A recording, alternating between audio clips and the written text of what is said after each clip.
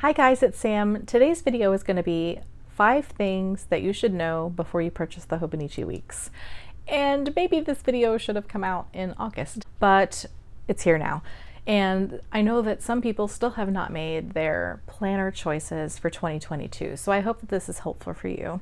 Now, this has been several years now that I have used the Hobonichi Weeks. Some of the years I've been really spotty. The first couple of years I abandoned it pretty quickly on into the planning year, but I never could let go of the idea of this if used correctly, and I had more patience and I didn't have FOMO, that this would be possibly the perfect planner for me. Dare I use the word planner piece? And I have recently, so that usually means something's going to go wrong, but so far so good. So today I'm just going to go over the 5 things that I don't know, I felt like I was making an informed decision back when I purchased the Hobonichi Weeks for the first time, which has been, I don't know, 5-6 years ago. It's been a bit since I was first introduced to the Hobonichi Weeks. And I'm going to talk today about like the gut reactions that I had, that I was like, oh yeah, it's this. But then having it in your house, having it in your hands, getting ready with a pen to put it to page and plan with it are very, very different than the photos that you see online, the photos that you see when you're scrolling your Instagram feed. Even when you see YouTube videos like this, sometimes it's not very obvious what you're getting because you see people's photos that are, you know, you just notice handwriting or you just know pretty planner or whatever, and you're not looking at maybe the details of it. And even if you are, you're still probably going to be a little shocked at what you have in your hands when you first receive it. So we're going to go over those things today. The first one is that the paper is cream in color. And I know that that is something that is made very obvious when you're shopping online, but it's just not the same as having it in person. So if you compare, let's see here, if you compare Stalogy paper, which is very white, to the Hobonichi Weeks, it's very obvious that there is a huge difference. The Hobonichi Weeks is much like my journaling Bibles that have the off-white cream color to the page. They did this by design. It definitely wasn't an accident. If you have been familiar with the Hobonichi Cousin or the A6 Techo, they have white paper. So why does the Hobonichi Weeks have cream paper then, you might ask? And the reason for that is because if you have your planner, you usually take it with you everywhere. And the cream pages are designed so that you don't have the glare from the sun hurting your eyes as you write your tasks out. So it was definitely by design. It wasn't a mistake, but when you first receive it, it just might be like, oh, I mean, it's very different from the bright whiteness of usual planners, and so it kind of looks a little frumpy, I think, when you first open your first Hobonichi Weeks. So that was like one of those things that when I got it, I was like, oh, I don't know if I can handle this.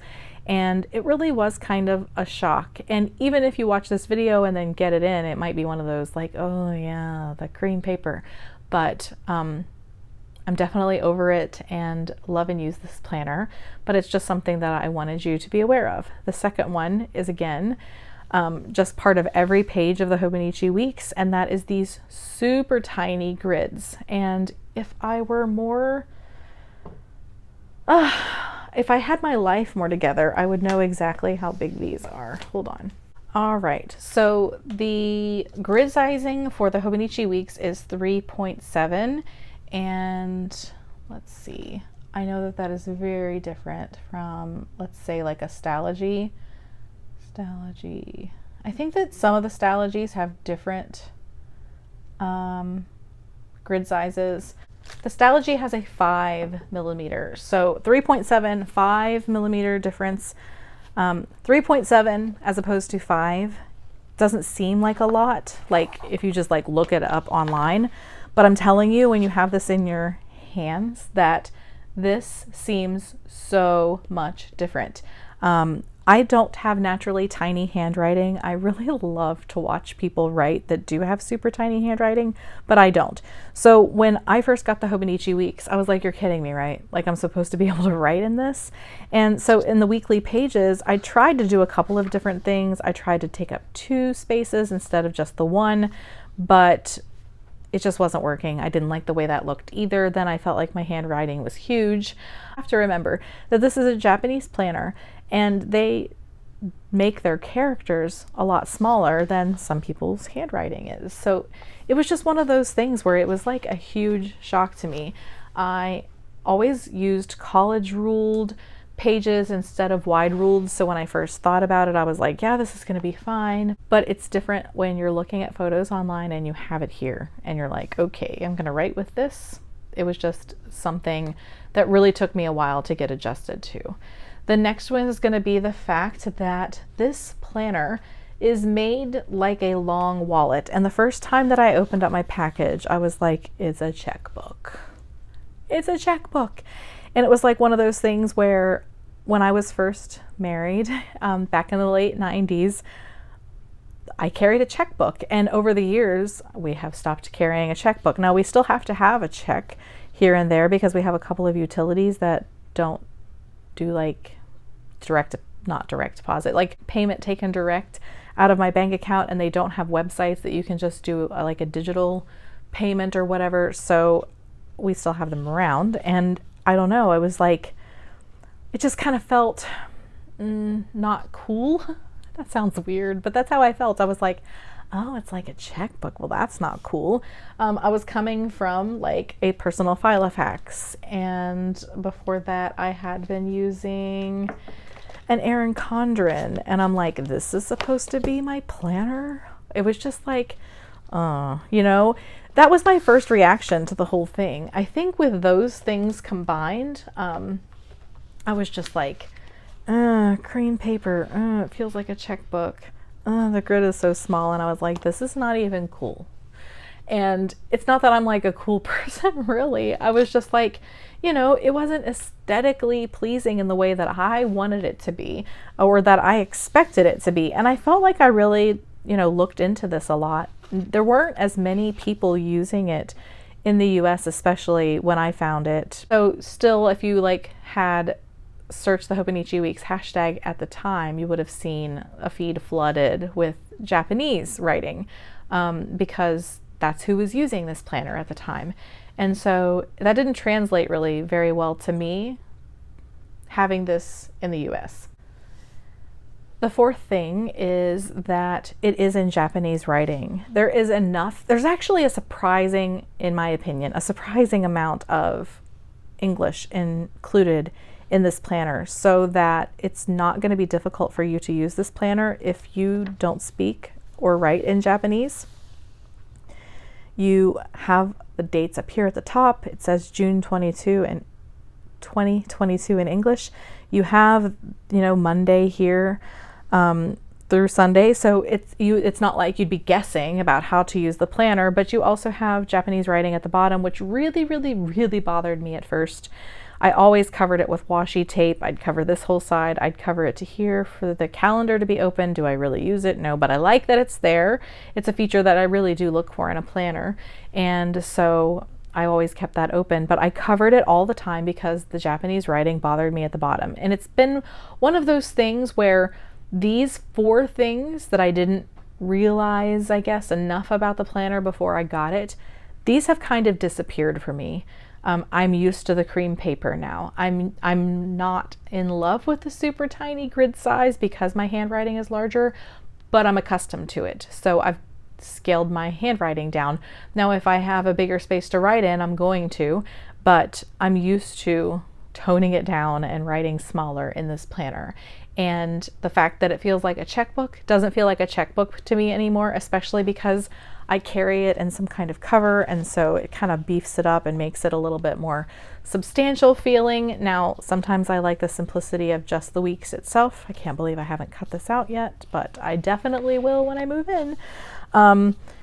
But if you want a super light carry, just put the clear cover on and go with it. I took it off for this video because of the horrid glare, but if you want a lot in a planner but not a lot in your bag, then take it out of everything except for the clear cover and go, because this is a workhorse of a planner and it is not going to weigh you down.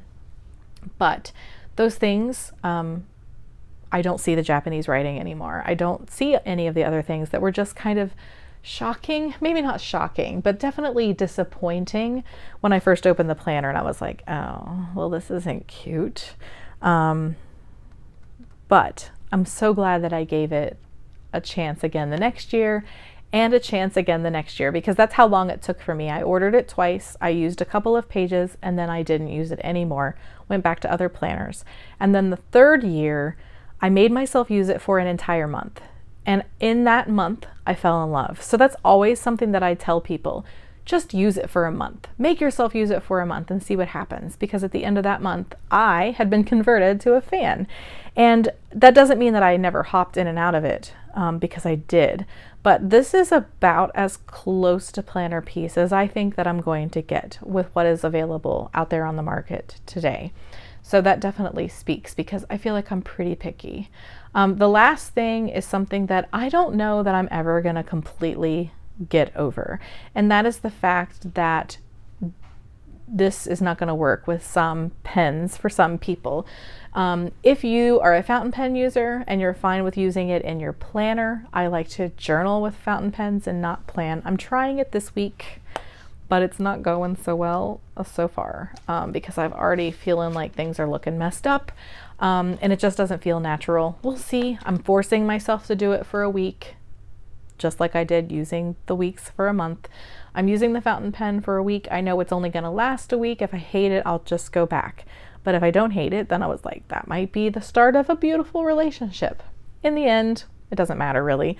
I just wanted to try something different. But if you use fountain pen and love fountain pen, it's going to be great for you. Especially if you keep blotting paper around, it's going to be great for you. Or you're like super extra fine pens.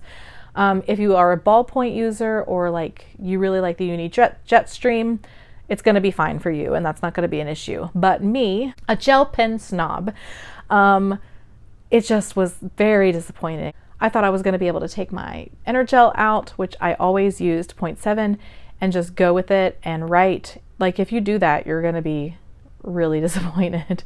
It's going to smear. It's going to take forever to dry. And that's the beauty and the curse of this paper. So I know now I have to keep blotting paper around no matter what. I keep my blotting paper in my planner. I think I took it out for this video, and now I'm going to be like, where's my blotting paper? Did I take it out?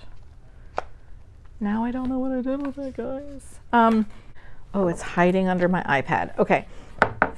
So I've been asked for where I get this. I think that I ordered this with, no, not think.